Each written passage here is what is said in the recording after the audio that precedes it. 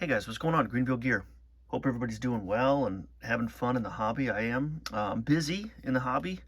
I didn't even do a video last week. I've got an SGC order that is graded, but I haven't seen the grades pop yet, but those should be back to me this week. I've been really busy on ComC, so I've got lots of videos coming up for sure. But just wanted to show you what I picked up, a little mix of sports and just talk about what I'm up to in the hobby. First, I picked up a couple from a seller on eBay, two cards. First is this 1975 Willie McCovey. Shout out Clint, Swing Away Sportscards. Longtime giant. This, of course, was the 75 card with the Padres. But anyway, great card. Looks real sharp, nice eye appeal. So I had a version of this card in my collection. This one on the left, and you can kind of see that the corners are a little more worn. And I don't know, for some reason I had this one since I was a kid. And so I'll probably put this one up on ComC or something like that. And I got this much sharper one here. So kind of fun. And I've got a kind of special plan. I'm inspired by G's Mikey for a binder project with cards like this. Cards that I don't necessarily need slabbed, but I think will look cool in a binder. And so that's a project that I'm gonna, or I'm kind of working on behind the scenes. Same card in that two card lot from the seller is this one. I think this is my first Thurman Munson card. Nice eye appeal on this one as well. This is a 1976. Great year. But there's Munson. Love that card. Also, I don't talk supplies a lot, but like probably a lot of you in the hobby, I'm obsessed with supplies. I think it's important to have the right stuff and stuff you really like. These Beckett shields are great. There's the box there. These are the standard size, so these aren't great for grading. They don't have the wide lips and all that stuff. But they're way better than the Ultra Pro ones like this, which are really hard to get cards in and out of. But I really recommend the Beckett Shield. So if you have to mail cards or send some cards out or whatever, the Beckett Shields are great. You can fit a standard card in there easily enough. It'll protect them. And anyway, so that's it. I guess you could, conceivably, you could write on there as well. So anyway, just product. I'm not sponsored by Beckett. Just a little product supply thing that I'm really into. I like those. Let me show you some other stuff I picked up.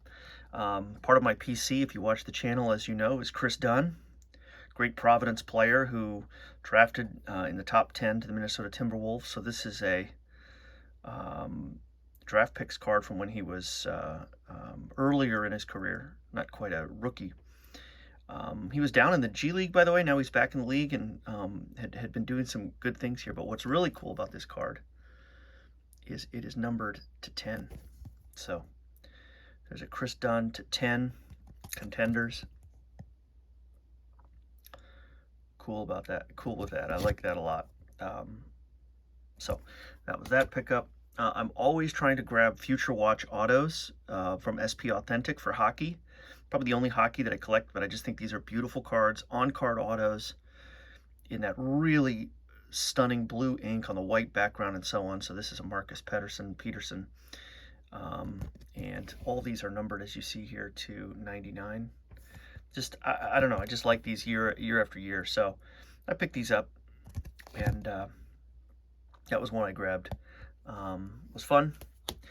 And one more card that I grabbed, 1989 Pro Set Barry Sanders. A card I love. This one looks super, super sharp. And I'll just always grab these. This one and the Deion Sanders from the same year are two of my favorite cards just as a collector. And so there's the Barry Sanders, so I picked that up. So kind of a mix of sports, basketball, hockey, football, some nice baseball and so on.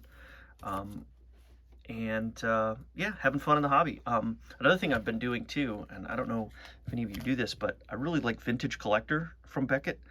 And so I picked some of these up when they're cheap. They're, like $10 if I try to find them in my local store, local Barnes & Noble or whatever, but I can get them cheaper online, and they're, unread or barely read, something like that. Just a lot of fun to look at this magazine, especially if you collect vintage like I do. Sometimes it gets a little heavy on the auction stuff, you know, what stuff has sold for and those kinds of things. But the articles in there are really interesting about different sets and all that kind of stuff. So anyway, I recommend that. And if you hunt around, you could do a lot better than the cover price of $10. So that's fun, especially collecting vintage as I do. So hope you all are well. Thanks for watching. And I'll talk to you on the next video. Like I said, lots more coming. SGC order should be coming back in the next week or two, I think. Must be the next week. And some COM-C stuff that I've got building in my inventory. Having a lot of fun on there, and I'll talk more about that. Okay, take it easy. We'll see you.